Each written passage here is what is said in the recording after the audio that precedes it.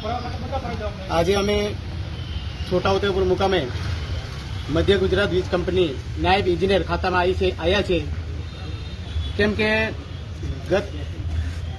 ગઈકાલે એક ઘટના બની છે ગુનાટા ગામે, જ્યાં એક વૃદ્ધ મહિલા છે તે પોતાના ખેતરમાં ઘાસચારો કાપવા ગયા હતા અને એ લાઈન જે નીચે એકદમ નીચે 4 ફૂટ જેટલી જમીનથી ઉપર હતી અને એમાં નીકળવા ગયા હતા અને ત્યાં લાઈન ચાલુ હતી અને એ લાઈન હાઈ ટેન્શન લાઈનથી કરંટ લાગીને મરણ થયું.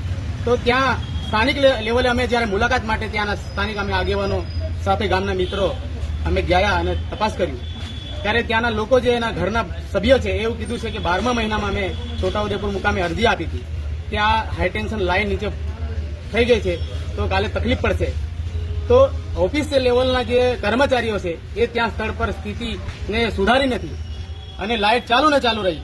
એ કારણે જે ગામના મહિલાનું જે કરંટ લાગવાથી મોત થયું. તો અમે પૂછવા માટે ત્યાંથી અમે અધિકારીશ્રીને નાયબ ઇજનેર સાહેબશ્રીને આ મહિલા છે જે મહિલા ઇજનેર છે એમને પૂછવા માટે આવ્યા અને ત્યાંથી ફોન કર્યો મહિલા બેનને કે બેન આ બેદરકારી કોની કહેવાય? આ જીબીનો જે પ્રશ્ન છે એ આખા છોટાઉદેપુર જિલ્લામાં આ પ્રશ્ન છે. તો મેં કીધું આ જે ઘટના બની છે એનો જવાબદાર કોણ છે? એના સ્થાનિક લોકો કે આપના વિભાગમાંથી? તો બેન કે હું મોબાઈલમાં વાત નહીં કરું, તમે રૂબરૂ આવો.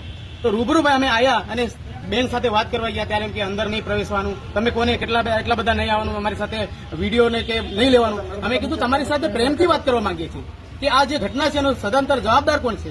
તો આ ઘટના કેમ બની? તો એના વિશે તમે શું કહેવા માંગો છો?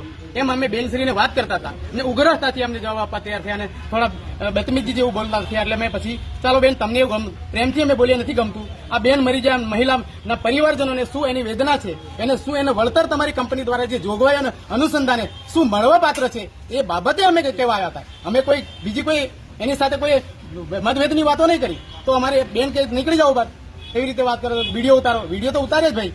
સોશિયલ મીડિયા જાહેર રીતનું સોશિયલ મીડિયા ગુજરાતની અંદર ભારતની અંદર બનાવ્યું છે. હંમેશા કોઈ પણ અધિકારી પાસે જાઓ તો સોશિયલની અંદર વિડીયો લેવાનો હોય. તમે તમારા ઓફિશિયલી લેવલે તમારી જે જવાબો કરવાના છે, તમારે ઓફિશિયલી લેવલે તમારે માણસને વર્તન કરવાનું છે. તો એ જે ઘટના બની છે એની સામે તમે અમારી સામે ઉગ્ર થો. એક તો અમારા પરિવારની અંદર માણસો મરી ગયું એનું કોઈ વેદના નથી. તો આવા અધિકારીઓને સદંતર હંમેશા એટલે તાત્કાલિક સસ્પેન્ડ કરવા જોઈએ. કેમ કે આવી જો ઘટના બનતી રહેશે તો ભવિષ્યમાં આનો જવાબદાર કોણ? આનાથી વિશેષ ઘટના બનશે. એટલે અમે અહીંયા કહીએ છીએ એના તંત્રને કે આની સદંતર તાત્કાલિક ધોરણે એની ઇન્કવાયરી કરી અને સસ્પેન્ડ કરે અને એની કાયદેસર પગલાં લે.